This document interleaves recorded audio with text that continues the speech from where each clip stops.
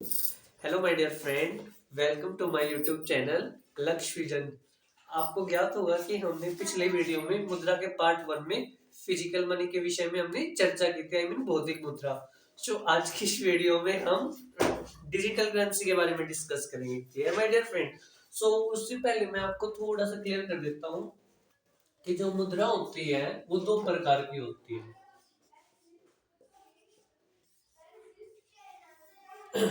मुद्रा है क्या है? मुद्रा को इंग्लिश में करेंसी कहते हैं। मुद्रा जो है विनिमय का एक साधन है। मुद्रा विनिमय का एक साधन है। ये दो प्रकार की होती है। एक होती है बौद्धिक मुद्रा, बौद्धिक मुद्रा, और एक होती है आपकी डिजिटल मुद्रा।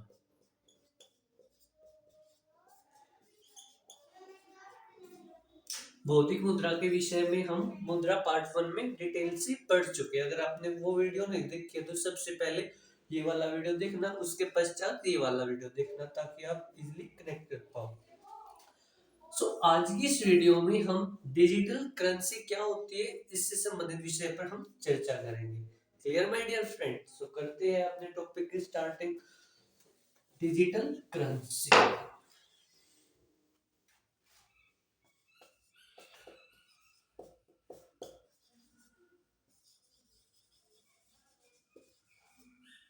डिजिटल मुद्रा। तो डिजिटल मुद्रा क्या होती है? डिजिटल मुद्रा वो होती है जिसका कोई भौतिक अस्तित्व नहीं होता, मतलब जिसको हम छू नहीं सकते। क्लियर? जिसका कोई भौतिक अस्तित्व नहीं होता उसे हम बोलते हैं डिजिटल मुद्रा। डिजिटल जो मुद्रा होती है वो दो प्रकार की होती है। एक होती है सेंट्रलाइज्ड, यानी केंद्रीकृत, केंद्रीकृत, और एक होती है डिसेंट्रलाइज्ड, डिसेंट्रलाइज्ड मुद्रा। हिंदी में बोलते थे विकेंद्रीकृत मुद्रा, विकेंद्रीकृत मुद्रा। सेंट्रलाइज्ड डिजिटल करेंसी वो करेंसी होती है जिस पर नियंत्रण किसका रहे? सेंट्रल गवर्नमेंट का। ठीक है, मतलब कि जिस पर नियंत्रण किसका रहे? सेंट्रल बैंक का। जिस पर सेंट्रल बैंक का रहे उसे हम बोलते हैं सेंट्रलाइज्ड मुद्रा। जैसे हमारे देश की सेंट्रलाइज्ड मुद्रा कौन सी है? सीबीडीसी है, central bank for digital currency. और डिसेंट्रलाइज मुद्रा उसे बोलते हैं जिस पर नियंत्रण किसी भी सेंट्रल बैंक का सेंट्रल बैंक हमारे इंडिया का central bank reserve bank of India. इसके विषय में हम डिटेल से चर्चा करेंगे जब हम आरबीआई के बारे में कंप्लीटली पढ़ेंगे। क्लियर? अभी के लिए आपको इतना याद रखना है कि जो हमारी सेंट्रलाइज डिजिटल करेंसी है उसको रेगुलेट काम करने का कौन काम करता है? RBI, reserve bank of India. ये क्या है? सेंट्रल बैंक है। और डिसेंट्रलाइज मुद्रा उसे बोलते हैं जिस पर सेंट्रल बैंक का कोई नियंत्रण नहीं रहता है, जैसे क्रिप्टो करेंसी।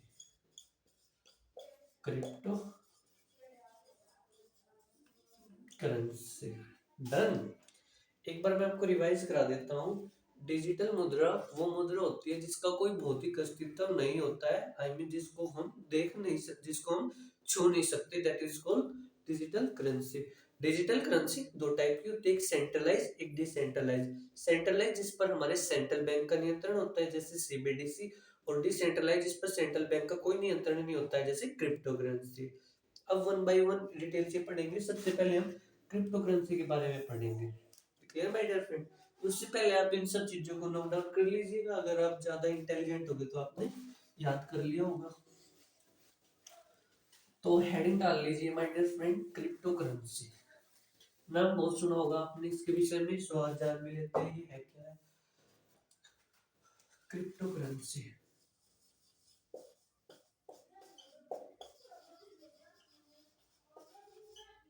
क्रिप्टो करेंसी है क्या? तो ऑनलाइन में जवाब देना। ये एक प्रकार की डिजिटल करेंसी। डिजिटल में भी कौन सी करेंसी है? Decentralise, decentralise currency. ये एक प्रकार की विकेंद्रीकृत मुद्रा है।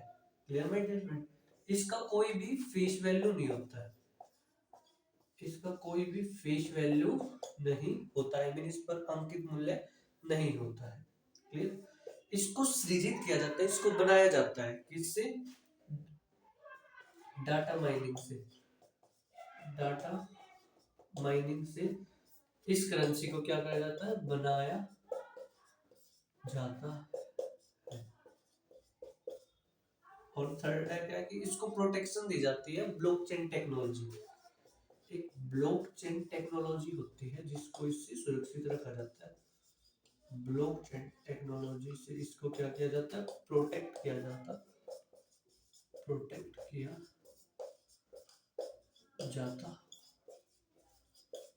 है। Clear. Data mining process, data mining, ये दो तरह की टेक्नोलॉजी होती है, डाटा माइनिंग, एक ब्लॉकचेन टेक्नोलॉजी। अगर आप बीएससी के स्टूडेंट होंगे तो आपको इनके विषय में भली भांति पता होगा, अगर नहीं है तो जब हम आईसीटी वाला टॉपिक पढ़ेंगे ना, इंफॉर्मेशन कम्युनिकेशन टेक्नोलॉजी, उसमें दोनों प्रकार की टेक्नोलॉजी होती है, इस पर हम विस्तार से चर्चा करेंगे। Clear my dear friend. और एक याद रखनी है कि क्या इसका जो मूल्य होता है, इसका जो प्राइस होता है, वो कैसे डिसाइड किया जाता है? मांग, डिमांड और सप्लाई के आधार पर। डिमांड और सप्लाई के आधार पर इसका क्या किया जाता है? इसके प्राइस डिसाइड किया जाता है। अगर इसकी डिमांड ज्यादा है रादर देन सप्लाई तो ऑब्वियस है कि इसका वैल्यू बढ़ जाएगा। अगर इसकी डिमांड कम है, सप्लाई ज्यादा है, तो इसका वैल्यू कम हो जाएगा। क्लियर। 2008 में सबसे पहला जो 2008 में सतासी नोकोमोटो, सतासी नोकोमोटो एक व्यक्ति का नाम है, इसको आप याद कर लेना। सतासी नोकोमोटो, ये वही एक व्यक्ति का नाम है, इसको याद कर लेना। सतासी नोकोमोटो व्यक्ति द्वारा सबसे पहले जो क्रिप्टो करेंसी बनाया गया था वो आपका बिटकॉइन बनाया गया था, याद रखना बिटकॉइन। क्या बनाया गया था? बिटकॉइन। इसके अतिरिक्त और भी है, ठीक है, जैसे आपका बिटकॉइन हो गया, लिब्रा हो गया आपका, लिब्रा। क्लियर हुआ? इथेरियम हो गया, इथेरियम। ठीक है माय डियर फ्रेंड, बिटकॉइन हो गया, बहुत सारी इस प्रकार की क्रिप्टो करेंसी है। क्लियर। सो ये था क्रिप्टो करेंसी का, मैं आपको रिवाइज करा देता हूँ। क्रिप्टो करेंसी है क्या है, तो आपको बताने एक प्रकार की डिजिटल करेंसी है। डिजिटल में भी कौन सी है? डिसेंट्रलाइज करेंसी है। इसका कोई फेस वैल्यू नहीं होता है, और जिस भी मुद्रा आई मीन इस मूल्य इसका कोई भी फेस वैल्यू नहीं होता है। ठीक है, इसका आई मीन कोई भी फिएट मनी नहीं है, ये फिएट मनी नहीं है। क्लियर। फिएट मनी होता है जिसका कोई अंकित मूल्य नहीं होता है, तो ये फिएट मनी है। ठीक है। इसको जो बनाया जाता है, इसके जो ये बनाई जाती है, कैसे बनाया? डाटा माइनिंग में जो सुपर कंप्यूटर होते हैं ना, उनके माध्यम से इस करेंसी को बनाया जाता है। कौन सी टेक्नोलॉजी का यूज करके? डाटा माइनिंग टेक्नोलॉजी का यूज करके। इसको प्रोटेक्ट किया जाता है ब्लॉकचेन टेक्नोलॉजी का। ठीक है। अभी तक इसको हैक नहीं किया गया है, लेकिन रिसेंटली 2025 में दिल्ली में एक हैकर ने एक करेंसी को, इस क्रिप्टो करेंसी बिटकॉइन को हैक कर लिया है। क्लियर। और इस पर बहुत सारी रिसर्च चली हुई है, बहुत बड़ी बड़ी यूनिवर्सिटी में, कैम्ब्रिज यूनिवर्सिटी, हार्वर्ड यूनिवर्सिटी, बहुत सारी यूनिवर्सिटी में रिसर्च चली हुई है कि भाई उस बंदे ने किस प्रकार से इसको हैक कर लिया है। सो ये था आपका क्रिप्टो करेंसी के बारे में। ठीक है, भारत में इसकी क्या स्थिति है उस पर चर्चा करते हैं। Clear my dear friend. और इसका जो प्राइस कैसे डिसाइड किया जाता है? डिमांड और सप्लाई के आधार पर। ठीक है, जब डिमांड ज्यादा होगी, अगर किसी भी चीज की डिमांड ज्यादा है रादर देन सप्लाई, तो ऑब्वियस है कि उस चीज का जो प्राइस होता है वो हाई हो जाता है। जब उसकी डिमांड कम है लेकिन सप्लाई ज्यादा है, तो उस चीज का जो प्राइस होता है वो कम हो जाता है। अब हम इसकी भारत में स्थिति देख लेते हैं।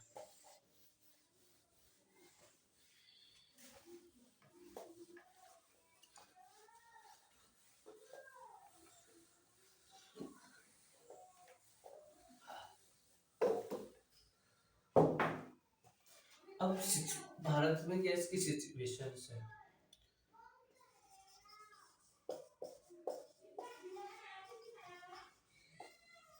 क्रिप्टो करेंसी इन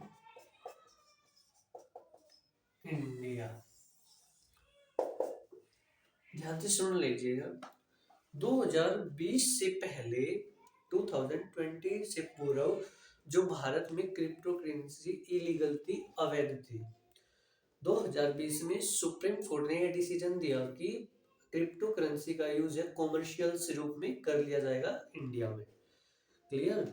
लेकिन फिर 2022 में सुप्रीम कोर्ट ने यह निर्णय दिया कि जो भी व्यक्ति इस क्रिप्टो करेंसी का यूज करेगा तो उस पर हम 20-30% 20 या 30% का टैक्स लेंगे। 20% का शायद 20% का उस पर टैक्स लिया जाएगा। तो सुप्रीम कोर्ट का यह डिसीजन कहीं ना कहीं क्रिप्टो करेंसी को हतोत्साहित करना है। क्लियर। लेकिन वर्तमान में भी भारत में क्रिप्टो करेंसी बिल्कुल लीगल है कॉमर्शियल रूप से, लेकिन जो भी अब इसका यूज करेगा तो उसको 30% टैक्स देना होगा। भारत में इसकी यही सिचुएशन है। मैं आपको लिख देता हूँ। 2020 से पहले जो क्रिप्टो करेंसी थी, क्रिप्टो करेंसी भारत में क्या थी, वो इलीगल थी। याद रखना ये क्या थी, इलीगल, अवैध थी। 2020 में सुप्रीम कोर्ट का डिसीजन आता है कि क्या, कि क्रिप्टो करेंसी का जो यूज है भारत में कॉमर्शियल रूप से किया जाएगा। आई मीन जो बड़े बड़े व्यापारी है ना, वो इसका यूज कर सकते हैं। फिर वहीं 2022 में सुप्रीम कोर्ट का फिर से डिसीजन आता है। सुप्रीम कोर्ट इसमें कहते हैं कि जो भी व्यापारी, जो भी ट्रेडर क्रिप्टो करेंसी का यूज करता है तो उसको गवर्नमेंट को 30% टैक्स देना पड़ेगा। कहीं ना कहीं सुप्रीम कोर्ट जो है क्रिप्टो करेंसी को हतोत्साहित कर रही है। और सुप्रीम कोर्ट ने डिसीजन दिया था कि भारत को अपनी एक central currency, sorry, digital currency बना लेनी चाहिए। तो 2022 में सुप्रीम कोर्ट ने डिसीजन दिया और रिजर्व बैंक ऑफ इंडिया ने 2022 में ही इंडिया की एक कौन सी सीबीडीसी डिजिटल करेंसी बनाई है, जिसके विषय में अभी हम चर्चा करेंगे। CBDC stand for central bank for digital currency. ये सिचुएशन थी भारत में क्रिप्टो करेंसी की। लेकिन वर्तमान में क्या सिचुएशन है, प्रेजेंट में crypto currency is legal in India.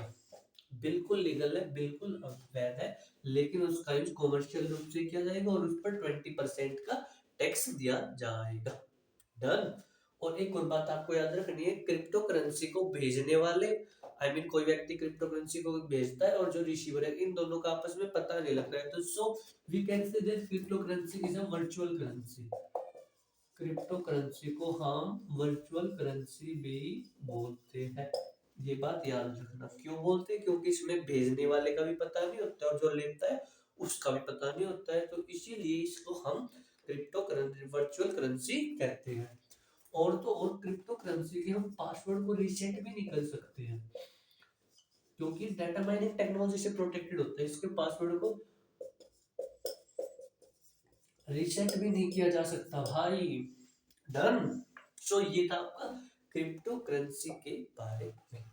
अब हम अपने भारत के digital currency that is called CBDC के विषय में अभी हम चर्चा करेंगे।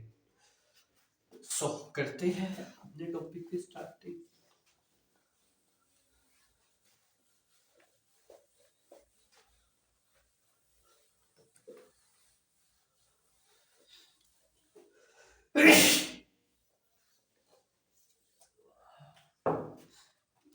चलो,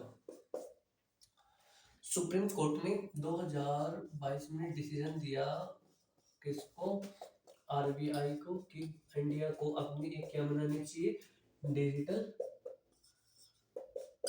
करेंसी। तो इस डिसीजन को देखते हुए आरबीआई ने अपनी एक डिजिटल करेंसी बनाई। डिजिटल करेंसी का नाम है CBDC, central bank for digital currency. Central bank for digital currency. इसकी फुल फॉर्म जल्दी से मेरे साथ याद कीजिएगा। सीबीडीसी की full form central bank for digital currency. CBDC है क्या है, तो आप वन लाइन में जवाब दोगे। एक पॉइंट याद रखना, विश्व में सबसे पहले बहमास एक ऐसा कंट्री है जिन्होंने अपने अपने देश की करेंसी बनाई थी, डिजिटल करेंसी। याद रखना, वो भी 2008 में ही इन्होंने बना दी थी। ठीक है। और सीबीडीसी कब बनी थी, 2022 में सृजित की गई थी। तो अगर आपसे कोई पूछे सीबीडीसी क्या है, तो आपको वन लाइन में जवाब देना है, it is a digital currency. ये क्या है, एक प्रकार की डिजिटल करेंसी है। कौन सी डिजिटल करेंसी है? ऑब्वियस है कि इस पर जो कि नियंत्रण है वो सेंट्रल बैंक का रहता है, तो इसको हम सेंट्रलाइज सेंट्रलाइज डिजिटल करेंसी कहेंगे। सेंट्रलाइज डिजिटल करेंसी हिंदी में बोल लेंगे इसको हम केंद्रीकृत डिजिटल मुद्रा।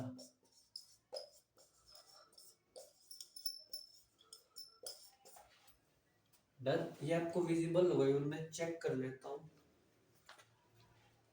Everything is visible my dear friend. Clear. Digital currency है ये हमारी। और जो सीबीडीसी होती है वो दो प्रकार की होती है।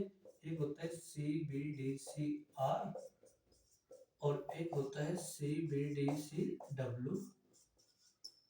Are stand for retail, R stand for retail, W stand for whole, wholesale. Clear. CBDC R का मतलब है कि इसको सामान्य उपभोक्ता, जो सामान्य जो रिटेलर होते हैं हम और आप यूज कर सकते हैं। इसको जो जनरल जो सामान्य उपभोक्ता होते हैं, सामान्य उपभोक्ता के लिए इसको यूज में किया जा सकता है। और जो आपको सीबीडीसी डब्ल्यू होते हैं इसे व्यापारी, व्यापारी होलसेलर, होलसेलर इसको उपयोग में ला सकते हैं। सीबीडीसी डब्ल्यू का मतलब ही है। इतनी सी बात स्पष्ट हुई आपको? डन। क्लियर। सो जो सीबीडीसी है आपकी, ये एक लीगल टेंडर मनी है, याद रखना। ये कौन सी मनी है? एक प्रकार की लीगल टेंडर मनी है। What do you mean by legal tender money? Legal tender money वो मनी होता है जिसको कोई भी व्यापारी, कोई भी व्यक्ति अपने भुगतान करने के लिए बाध्य होता है, लेने के लिए बाध्य होता है, मना नहीं कर सकता। वो लीगल टेंडर मनी होता है। जैसे हमारे देश का रुपया होता है, उसको कोई लेने से मना नहीं कर सकता है। वो उसको, वो अपना भुगतान करने के लिए, उसको लेने के लिए बाध्य है, मैंडेटरी है। सो उसी प्रकार से सीबीडीसी भी हमारे देश में क्या है? लीगल टेंडर मनी है। इतनी बातें आपको स्पष्ट हुई? मैं आपको एक बार फिर से रिवाइज करा देता हूँ। सुप्रीम कोर्ट का 2022 में डिसीजन आता है रिजर्व बैंक ऑफ इंडिया को कि आप जल्दी से जल्दी अपने देश की एक डिजिटल करेंसी को लाइए, जिससे हम क्रिप्टो करेंसी को हतोत्साहित कर सके। इसी डिसीजन को देखते हुए जो रिजर्व बैंक ऑफ इंडिया है 2022 में ही CBDC, central bank for digital currency को लाते हैं। ये क्या है? एक प्रकार की डिजिटल करेंसी है। डिजिटल करेंसी क्या होता है? जिसका कोई भौतिक अस्तित्व नहीं रहता है। क्लियर। और डिजिटल में भी कौन सी है? क्योंकि डिजिटल करेंसी भी दो टाइप की होती है, एक डिसेंट्रलाइज और एक सेंट्रलाइज। तो ये सेंट्रलाइज है क्योंकि इस पर नियंत्रण किसका रहता है? आपका reserve bank of India, RBI का रहता है। डन। और सीबीडीसी जो होती है आपकी दो टाइप की होती है, एक सीबीडीसी आर और एक सीबीडीसी डब्ल्यू। सीबीडीसी आर को सामान्य उपभोक्ता यूज करते हैं, सीबीडीसी डब्ल्यू को जो होलसेलर, जो बड़े बड़े व्यापारी होते हैं वो इसका प्रयोग करते हैं। इतनी बात स्पष्ट हुई।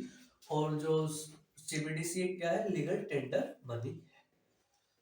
अब हम डिफरेंस कर लेते हैं, अब हम थोड़ी सी इसके विषय में पढ़ लेते हैं कि आई मीन इसके क्या क्या फायदे हैं, क्या क्या नुकसान है, थोड़ा सा उस पर भी हमें चर्चा कर लेनी चाहिए। अब सीबीडीसी में कुछ विशेषताएं बता देता हूँ आपको।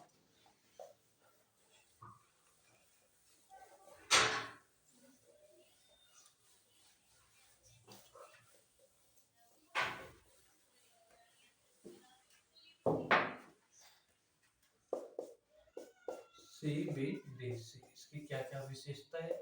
पहली बात तो यह कि इसके पासवर्ड को रीसेट किया जा सकता है। इसके जो पासवर्ड को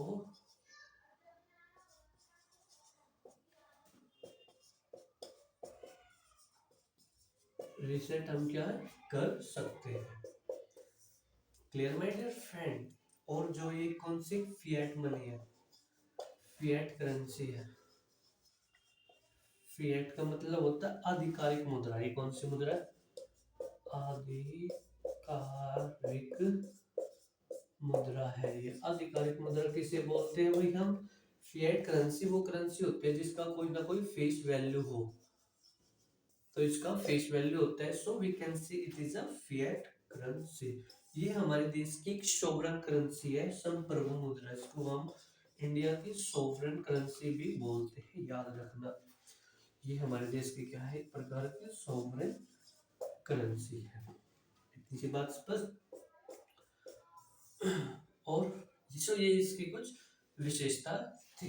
ठीक है, इसका रेगुलेटर कौन होता है, आरबीआई, या हम कहें सेंट्रल बैंक, इसका जो होता है रेगुलेटर होता है। अब हमें सीबीडीसी जो central bank for digital currency, इसके कुछ ना कुछ फायदे तो कुछ ना कुछ नुकसान भी है, तो हम उसको बताने से पहले आपको डिजिटल करेंसी, वो क्रिप्टो करेंसी और सीबीडीसी में डिफरेंस बताता हूँ। सो मैं एक लिस्ट बनाता हूँ, आप अपने नोटबुक में इसी प्रकार से एक लाइन खींच लेना बीच में ऐसे।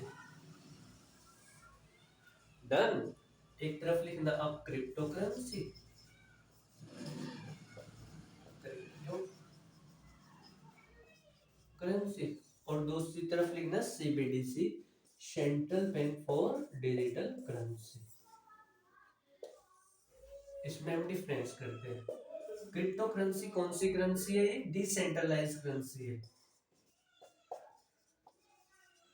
ये एक प्रकार की कौन सी करेंसी है, डिसेंट्रलाइज करेंसी है। और जबकि ये सीबीडीसी कौन सी है, ये सेंट्रलाइज करेंसी है।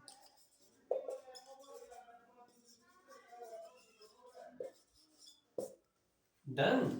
डिसेंट्रलाइज, इस पर किसी भी सेंट्रल गवर्नमेंट का नियंत्रण नहीं है, उस पर सेंट्रल गवर्नमेंट का नियंत्रण है। ठीक है, ये क्या होती है, ये फिएट मनी नहीं होती, ये फिएट करेंसी नहीं है। और जबकि ये क्या है, फिएट करेंसी है।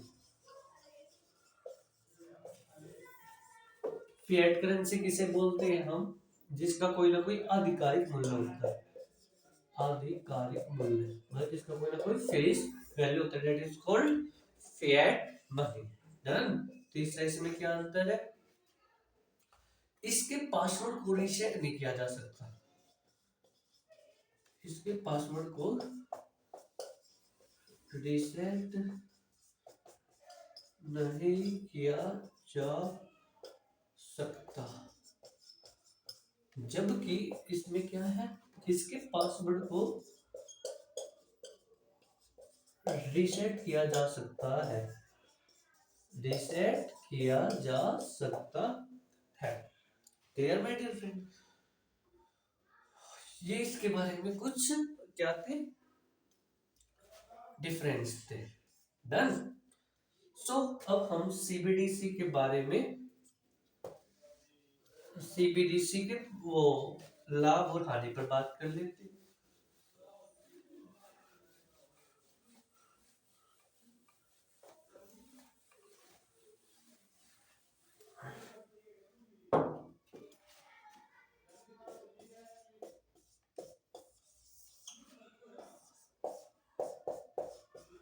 सीबीडीसी के पॉजिटिव पॉइंट और सीबीडीसी की नेगेटिव पॉइंट। पॉजिटिव पॉइंट क्या है कि ये मनी लॉन्ड्रिंग को कम करेगी। ठीक है, इससे मनी लॉन्ड्रिंग की समस्या खत्म,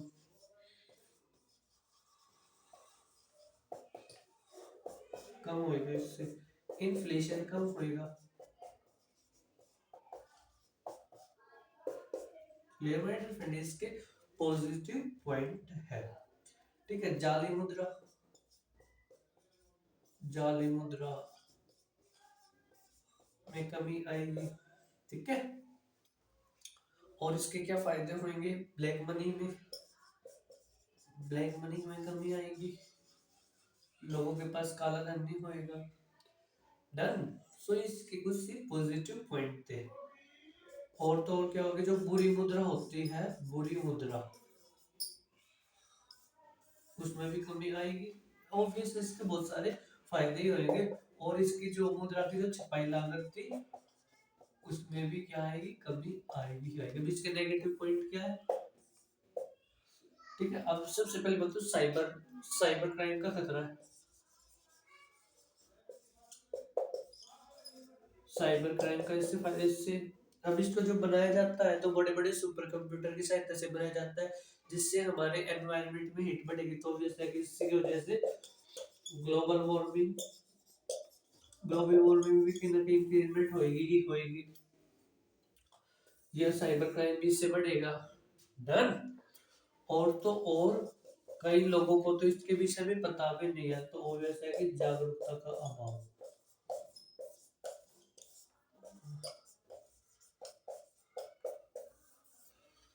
क्लियर माय डियर फ्रेंड्स, सो ये हमारा टॉपिक फिनिश होता है। एक बार जितना भी हमने टॉपिक किया मैं आपको जल्दी से जल्दी समराइज कर देता हूँ।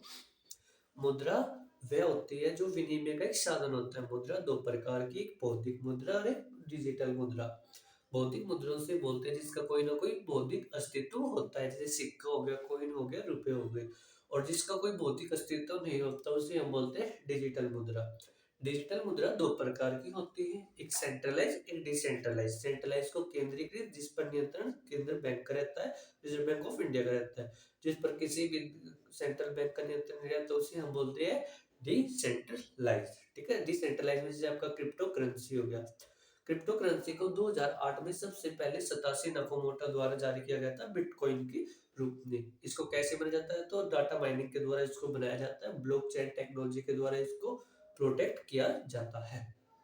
ठीक है, बिटकॉइन होगा, लिब्रा होगा, इथेरियम होगा, इत्यादि सभी की सभी क्रिप्टो करेंसी है। भारत में इसकी क्या सिचुएशन है, 2020 से पहले भारत में क्रिप्टो करेंसी को इलीगल माना गया था। 2020 में सुप्रीम कोर्ट ने सीबीडीसी को लीगल प्रोक्लेम कर दिया, और इसका जो उद्देश्य होगा, जो व्यापारी होते हैं, बड़े बड़े ट्रेडर होते हैं, वो इनका यूज कर लेंगे, करते हैं। और 2022 में सुप्रीम कोर्ट ने पुनः इस पर निर्णय दिया, कहा कि जो भी कोई व्यक्ति क्रिप्टो करेंसी का यूज करेगा तो उस पर हम 30% या 20% का टैक्स लेंगे। क्लियर। इसी को हतोत्साहित करने के लिए सुप्रीम कोर्ट ने डिसीजन दिया और रिजर्व बैंक ऑफ इंडिया को रिजर्व आदेश दिया कि आप अपने देश की एक डिजिटल करेंसी को जल्द से जल्द लाइए। तो उसी वर्ष 2022 में रिजर्व बैंक ऑफ इंडिया ने सीबीडीसी एक डिजिटल करेंसी के रूप में लाई। CBDC stand for central bank for digital currency. ये हमारे देश की एक सेंट्रल करेंसी है जो कि लीगल टेंडर मनी है, और 2008 में इसको लाया गया था। क्लियर। सीबीडीसी दो टाइप की होती है, एक सीबीडीसी आर, एक CBDC W. CBDC R stand for the retailer, CBDC W for W for the wholesaler. Retailer का यूज जो सामान्य उपभोक्ता होते हैं हम और आप प्रयोग करते हैं, और जो होलसेलर जो बड़े बड़े व्यापारी होते हैं सीबीडीसी डब्ल्यू का प्रयोग करते हैं। ये एक लीगल टेंडर मनी है जिसको कोई भी व्यापारी या कोई भी व्यक्ति इसको लेने के लिए बाध्य होता है। क्लियर। और एक फिएट मनी होती है क्योंकि इस पर इसका फेस वैल्यू लिखा होता है। क्लियर। और ये क्रिप्टो करेंसी से डिफर है, और इसके लाभ और हानि पर हमने चर्चा कर लिया। अब हम नेक्स्ट वीडियो में रिजर्व बैंक ऑफ इंडिया के साथ मिलेंगे और इस पर हम विस्तार से चर्चा करेंगे। मिलते हैं my dear friend next video में।